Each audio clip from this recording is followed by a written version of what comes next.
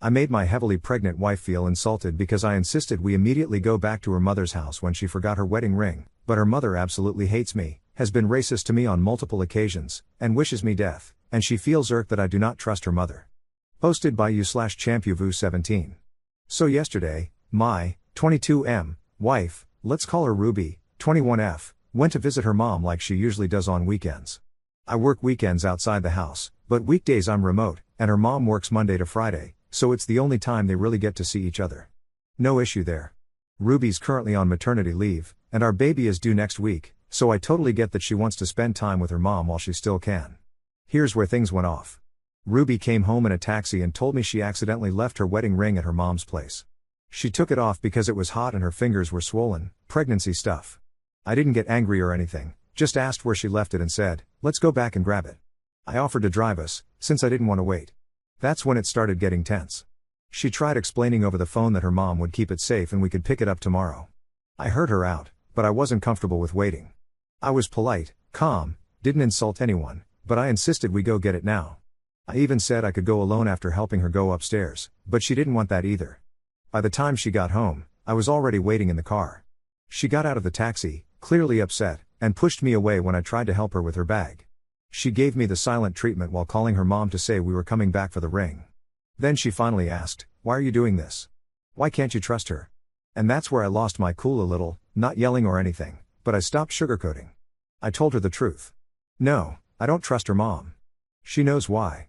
Her mom once lost our engagement ring during a rough patch and it magically showed up months later. This same thing happened with many other sentimental items I gave her, and some of them never appeared again. Ruby insists it was just a mistake, but to me, there is no reason to blindly trust my mother-in-law. That wasn't the only thing either. Her mom has insulted me, made racist comments about my background, hit me once when I showed up at their place after dark at their doorstep, and has never apologized for any of it. I listed those things out, not to throw them in her face, but because Ruby kept asking why? I asked her why her mom gets all this grace for doing things. She just wished me death yesterday just because Ruby was feeling sick while I was picking up her meds, but I can't even state the facts without her getting upset. She cried. I comforted her, apologized for being harsh, and made it clear that I wasn't trying to attack her or her mom. I was just being honest. I told her I don't believe her mom would purposely throw away the ring, but based on history, I wasn't willing to risk it getting misplaced again. If I ever wanted to test whether things had improved, it wouldn't be with something as personal as our wedding ring. We went back. Her mom gave me the usual cold stare, but at this point, I don't care anymore. Later, Ruby and I talked. She said she understood and forgave me, but she still felt hurt about the way it all went down. I didn't yell, I didn't insult anyone, I just acted quickly, maybe too quickly, and didn't give her time to process it. I agreed and apologized for that part, but I still feel down about all this as well. In my defense, I just panicked a bit. I value that ring a lot, and when something feels urgent, I move. Ruby has actually thanked me for being that way in past situations, but after seeing my wife still so sad about this, I'm wondering if I should have just let it go. So yeah. I don't know. I feel like I did the right thing, but maybe in the wrong way. How do I fix this? And am I the jerk? Top/relevant comments. Commenter. Not the jerk. Your mother-in-law is a pain, but the problem is that your wife is allowing her to continuously disrespect you. You need to have a serious sit-down conversation about how she's mistreated you and what you expect your wife to do about it. It's not being harsh, it's setting boundaries and asking her to put your family first, you, her, and your new baby. The situation will only get worse when the baby comes because your mother-in-law will be around even more and influencing your child. Just one item in the list you shared about how your mother-in-law has mistreated you is grounds for no contact or low contact. Your wife needs to be an adult and stop running to her mom for every little thing. Ops response. I've tried to talk to her about this. Sadly, my mother-in-law is the only close family left for her, and she's always too defensive about their relationship. Abuse and control are also some factors in their relationship, so I don't expect her to heal overnight, but all I ask is for some respect and the same grace she gives to her mom about her mistakes. Commenter 2. Your wife is due next week, dude. It doesn't seem like you thought about how she's feeling physically or emotionally. It's just a ring, and it could have waited, but more importantly, you should have listened to and respected your wife's wishes. She wasn't worried about it, but you couldn't let it go and stressed her out about it. Seriously, man, waiting in the car? It was all about you and what you wanted. Even now, you don't seem to acknowledge or realize that. Completely self-absorbed and oblivious to your wife's feelings and well-being. Ops response. Yeah, you're right. I still don't see the big deal about driving 10 minutes back to her mom's house. It's not like I didn't give her any options. If she was tired, she could have waited at home, but I'm not trusting her mom and she already knew this. Commenter 3. Why is retrieving a ring a two-person job? And honestly, I'm confused about the taxi too. You got home before her. Why not pick her up instead of her taking a taxi, since driving to her mom's evidently wasn't unreasonable? Why did the mom give you attitude when you returned? How did she know what went down? Ops response. I did not know when she was coming back. I wanted to give her more time with her mom, especially now that she won't be going there as often after the baby is born. So she just said they would call a taxi once they were done and that I could sleep. I haven't slept much since I've been doubling at work to be financially okay to take a couple of days off to be with her during recovery. And her mom knew because my wife told her over the phone that I wanted to go back, and because my wife was crying and my mother-in-law could tell by looking at her eyes. Op adds an edit to his post. Baby is born. He was completely safe and sound. My wife and son are sleeping right now. I'm checking on the baby so Ruby can get some rest. She did great and apologized for everything. She said she was just nervous about today and wanted all of us to be okay so there wouldn't be any drama at the hospital. Spoiler, there wasn't. I know the woman I chose to spend my life with, and she's a great person. She cares about her mom as much as she cares about me, but she did admit she overreacted and wants to support me more. I know this isn't the end of the story. We've already started thinking about some boundaries to set, and this is just the start of our lives together. So hopefully when I come back with updates, it will be good news. Good night, guys. I'll do my best to stay up, and thanks for all the advice, even the sharp comments. I read each and every one, and you gave me grounds and confidence to set some boundaries and communicate better with my wife. Good night to everyone. Update 3 months later. Hey everyone, it's been about 3 months since the original post, you can find it on my profile, and I figured I owed you all an update. Baby first, because that's the best part, our little guy is 3 months old now and thriving. He was a chunky newborn, and he's only getting bigger. He hit 16 pounds and 2 feet 1 inch right before his 2-month checkup. Healthy, happy, and smiling more every day. The mother-in-law situation, well, it's been a ride.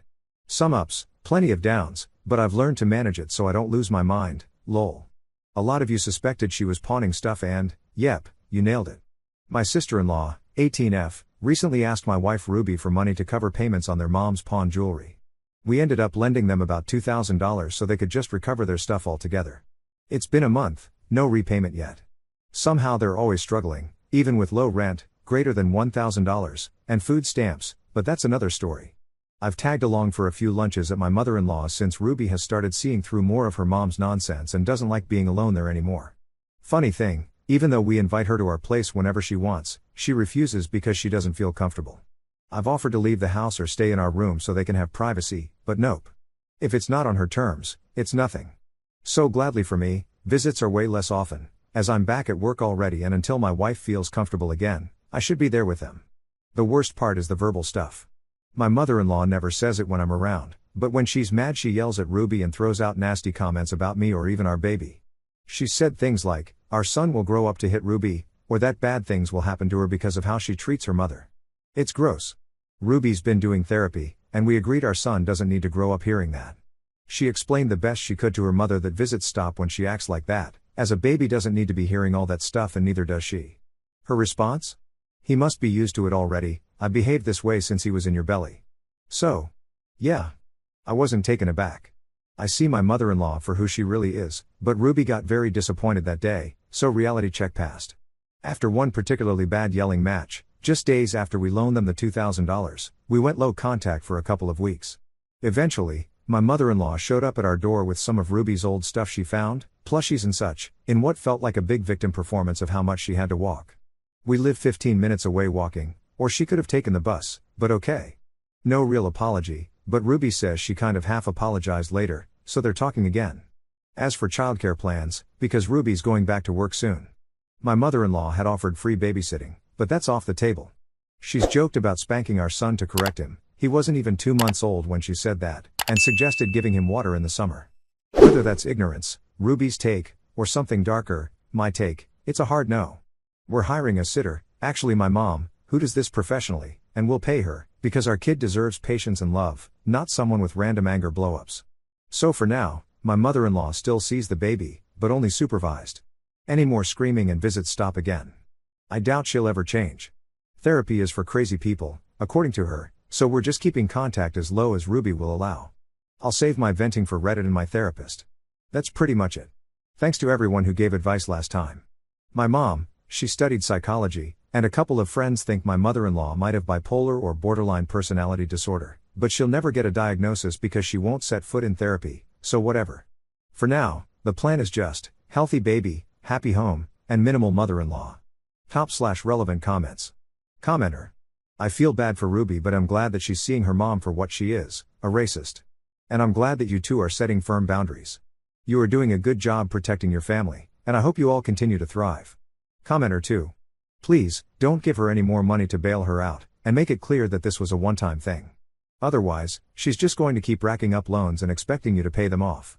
Or, tell her you won't lend to her again until she pays off the first loan. She is never going to pay that money back. Ops response. Yeah, if she never pays us back, that's my definitive I told you so to cut any support from our side. They were already told we are not helping them any longer until they pay us back. Op on his wife eventually going no contact with his mother-in-law. My wife is in therapy now and sees how toxic the pattern is. We've agreed on low contact, only supervised visits, and we pause them when her mom starts up again with the nonsense. But my wife still loves her mom and isn't ready to cut ties completely. I respect that. What's hard is watching my wife get hurt over and over while I try not to say I told you so. Like a month ago, a couple of days after we lent them money, which they haven't paid back, by the way, her mom started another screaming match with my wife. We went low contact, no visits after that, until my mother-in-law dared to visit us to offer a half-assed apology, which I don't think was an apology at all, but that made them go back to speaking terms again. I want to protect our little family, but I also want to be the partner who listens and supports, not the guy who pressures her to choose sides. But even when my wife has spoken clearly to her, like, we won't allow her to see our son if she goes on with her angry yelling and nonsense, she just goes all, so what? You know I'm like this and your son should have gotten used to it already, etc., etc. That was very disappointing to my wife, but still not enough to go no contact. Every call she receives from her mom yelling at her makes me feel hopeful that it will finally be enough to get rid of her mom, but it isn't. Sometimes it annoys me enough to get mad, sometimes I just stay silent so I don't say I told you so. My mother-in-law is my wife's only blood family besides her sister and our son. Her dad was as awful, if not more, but she regrets getting mad at him and going no contact. He died while she was still upset with him, and she wonders how he felt in his last moments. She doesn't want the same thing to happen with her mom.